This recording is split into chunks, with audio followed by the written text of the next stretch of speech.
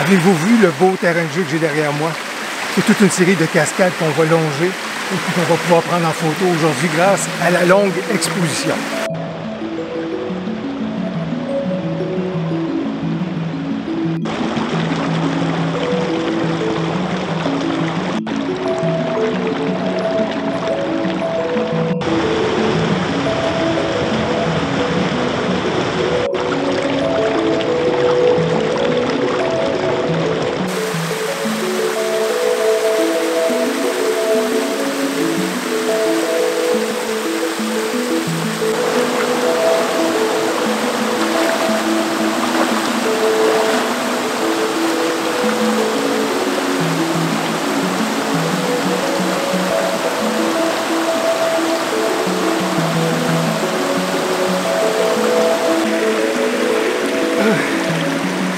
Quel magnifique terrain de jeu pour faire de la longue exposition avec toutes ces cascades et ces petites chutes-là. C'est vraiment magnifique. Alors aujourd'hui, j'ai 5 conseils à vous proposer pour réussir vos longues expositions. Bonjour, mon nom est Louis Lavoie, je suis l'auteur du blog fairedelabelephoto.com, un blog qui s'applique, tout comme cette chaîne-ci, à partager avec vous des trucs, des conseils, des astuces, de même que des découvertes afin que vous puissiez progresser dans votre cheminement photo. Et si vous aimez des vidéos comme celle-ci, n'hésitez pas à cliquer sur j'aime, à vous abonner à ma chaîne YouTube et surtout n'hésitez pas à partager. Alors j'ai donc 5 conseils à vous proposer pour bien réussir vos longues expositions. Le premier ne vous étonnera pas, il s'agit d'avoir un très bon trépied. Un trépied qu'on a le goût de transporter, un trépied qui sera performant. Et à cet effet, je vous renvoie vers une vidéo que j'ai faite sur les trépieds afin que de vous aider dans votre choix, afin que vous puissiez connaître les caractéristiques des trépieds. À ce moment-là, je vous renvoie vers cet élément-là, vers cette vidéo-là. Mais définitivement, vous avez besoin d'un très bon trépied. Et comme je vous dis, un trépied que vous allez avoir le goût d'amener avec vous. Le conseil numéro 2. Avant de déposer votre boîtier sur votre trépied, prenez le temps de choisir le cadrage que vous voulez faire. Trop souvent, je vois les gens qui amarrent leur boîtier avec leur trépied, puis à ce moment-là, déposent le trépied et commencent à faire une photo à partir de l'endroit où ils ont déposé le trépied et à la hauteur où le trépied était. Prenez le temps vraiment de déverrouiller tout ça, d'avoir pleine liberté de vos mouvements. Prenez votre boîtier et regardez quel est le cadrage que vous voulez faire, quelle est la composition que vous voulez faire. Ensuite, récupérez votre trépied et ajustez le tout selon ce que vous avez repéré. Ne vous laissez pas verrouiller, emprisonner par votre trépied.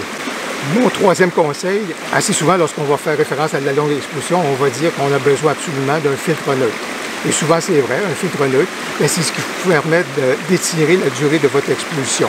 Et puis évidemment, il y a différentes intensités au filtre neutre. Ici, j'ai un filtre neutre qui est ralenti de 10 fois, si vous voulez, la durée d'exposition. C'est énorme. Par contre, vous n'avez pas besoin nécessairement d'un filtre neutre ou d'un filtre polarisant, si vous voulez, pour extensionner cette durée d'exposition-là. Si vous venez assez tôt durant la journée ou tard à la fin de la journée. Vous voyez actuellement, avant que le soleil ne parvienne à percer le couvert forestier dans lequel je me retrouve, bien facilement, j'atteignais des vitesses de 5 secondes, de 8 secondes, tout simplement de façon très naturelle parce qu'il n'y avait pas de lumière qui pénétrait à ce moment-là dans la scène. Alors voilà pourquoi. Oui, ça peut être intéressant. Par contre, il y a un moyen d'y arriver fort facilement. Arrivez tôt ou partez tard. Mon quatrième conseil, n'hésitez pas à utiliser votre retardateur, soit votre retardateur de 2 secondes ou encore votre retardateur de 10 secondes. Pourquoi? Juste la pression de votre index sur votre boîtier pourrait amener à ce moment-là celui-là à avoir un léger mouvement et donc à créer un petit flou involontaire à ce moment-là à l'intérieur de votre photo. Alors n'hésitez pas à faire cela. Et pour ceux qui ont encore des réflexes avec miroir, pourquoi à ce moment-là ne pas photographier, prendre votre photo en mode live view? Ce qui veut donc dire que votre premier miroir sera déjà levé et ainsi vous aurez également moins d'impact à ce moment-là. Il n'y aura pas un petit mouvement qui pourrait survenir à ce moment-là au moment de déclencher votre photo. Ça va éviter un flou involontaire. Cinquième conseil, composition, composition, composition, cadrage.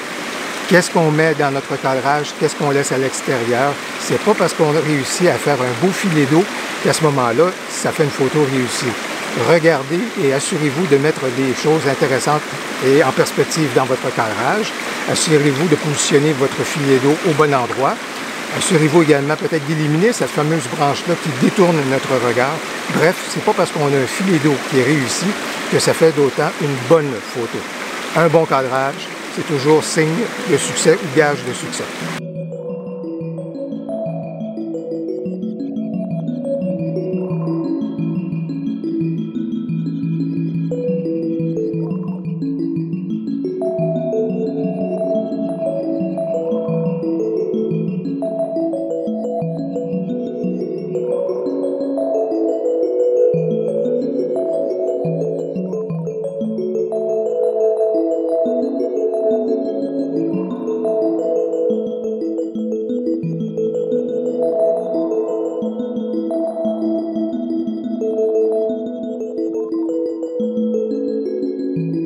Et puis un petit conseil additionnel, bien choisir sa période de l'année. Actuellement, je suis à un très bel endroit, c'est magnifique et je suis malheureusement 2 à 3 semaines trop tôt parce que les couleurs d'automne vont arriver d'ici 2 à 3 semaines. Ça va être encore plus magnifique. J'ai le goût de partager avec vous un conseil additionnel. Vous savez, quand on a des scènes comme on a comme celle-là, on a le goût de prendre l'ensemble. Allez donc chercher du détail dans la scène. Allez chercher juste un élément. Allez chercher un petit filet d'eau. Vous allez voir, il y a des compositions extraordinaires à faire quand on se consacre un peu plus à du détail plutôt qu'à l'ensemble. Vous allez voir, ça vaut vraiment la peine d'explorer ça. Bien écoutez, j'espère que la vidéo vous a plu. Si c'est le cas, n'hésitez pas à cliquer sur j'aime et à vous abonner à ma chaîne YouTube.